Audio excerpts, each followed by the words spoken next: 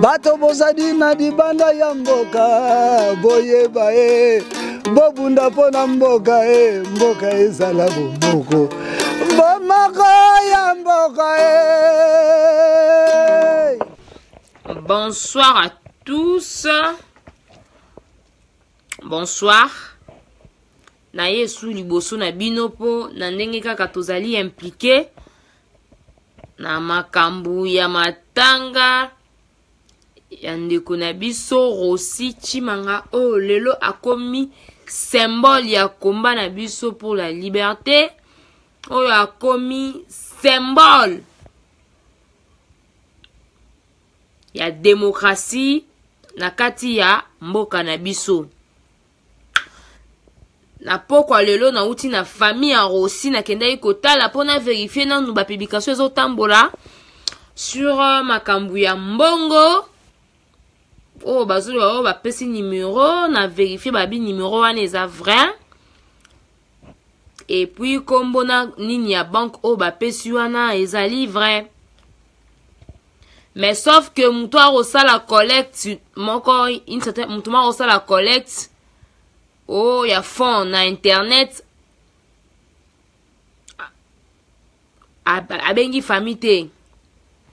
Mais liste o ezo nani publication o ezali kotambola wana ke non ba pesi numéro a Rossi à papa Rossi à numéro à compte à grande sœur nae eza vrai. Eza vrai. Alors na lingi na loba boye. On les acquis entre parenthèses. Le plus important, un message na biso na ye nango pour na ko alerter peuple congolais, pour na ko alerter jeunesse congolaise ba tout o bazali indigné na assassinat ya liwa na assassinat ya ndeko na biso Rossi.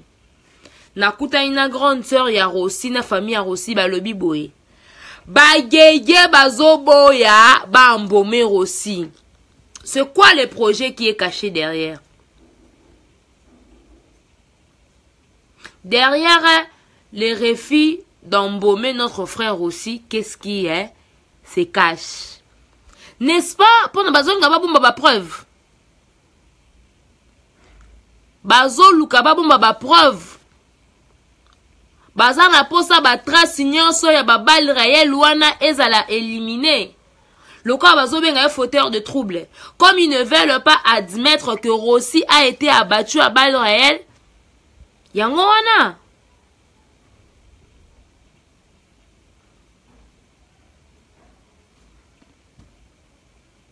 Tozala maye les peuples congolais.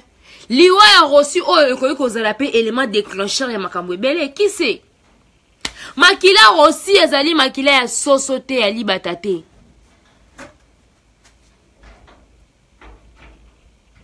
faut qu'on se le dise, hein. Rossi azali sosote alili batate alintabate. Rossi aza mutu. Makile ya Rossi ekoganga. Ba medio ke babandi da ko banga. Pepe Kongo no benga mno na vigilance.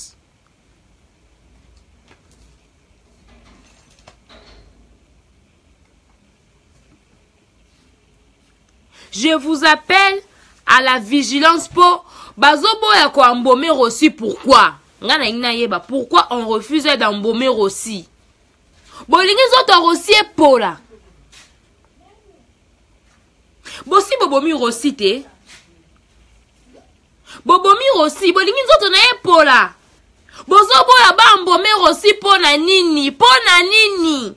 Botika biso baninga ya Rossi, famille ya Rossi to lela Rossi to kunda Rossi avec honneur.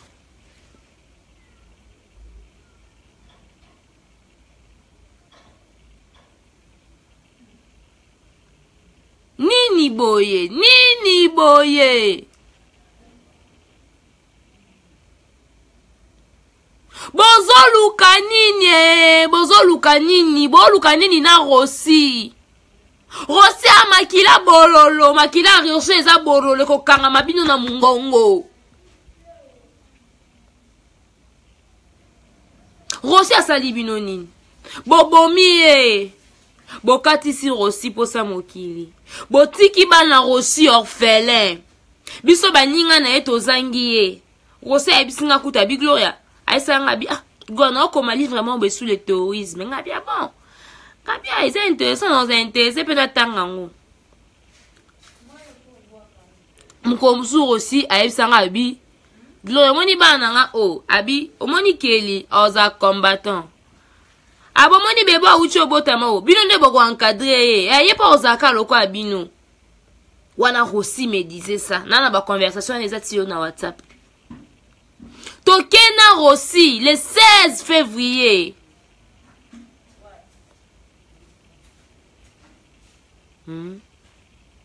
Tokena Rossi le 16 février na concert à Bob Elvis. Na bina ki na si batutu ba mona vidéo. Na bini na sauté na gangi makasi na vidéo. Ta muto 6 concert ozonga yoka Rossi abi Gloria. En tout cas, il n'y a pas mon kabila qui défend za pembe ni non hein. Pour façon zo tetu ka jour en yo ça la crise émotion oleka to yo zanga yo. Wana muninga na nga Rossi.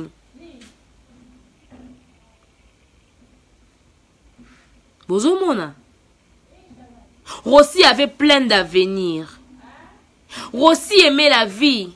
Il aimait ses enfants, il aimait ses amis, il aimait son pays. Oui, bobomi Rossi to boité. Bino boana mandoki. Bolongoli Rossi na mokili. Boto liye na bo moi. Problème te. Mais boti kato kundaye. Bolingi nzoto Rossi pola.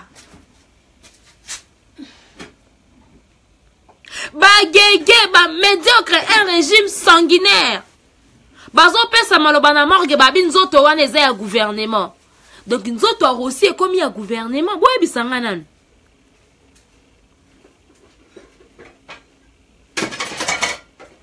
Nzoto ya Rossi est commis à gouvernement. Dites-moi. Nzoto ya Rossi est commis à gouvernement. Botika famille à Rossi. Baninga ya Rossi à lutte. Balelaye. Avec honneur et dignité. Bozo lukanini bosi bobomi Rossi. Botika la biso Rossi. Botika bambo meye. Bolingi nzoto Rossi pola.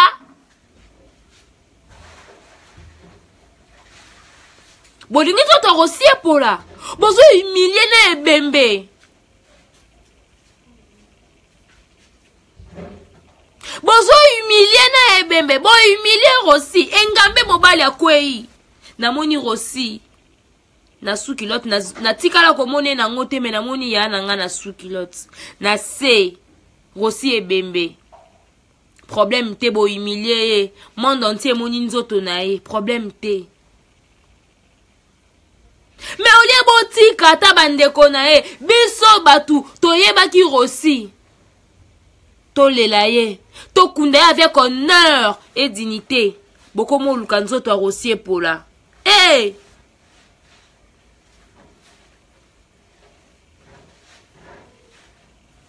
Bozana bana.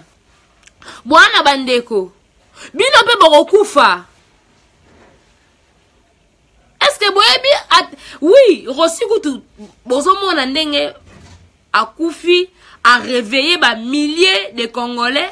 Bon balaki na ba distraction, ba s'intéresser na politique, mais bino liwa na bino kozane nini. Mobutu akufa na Maroc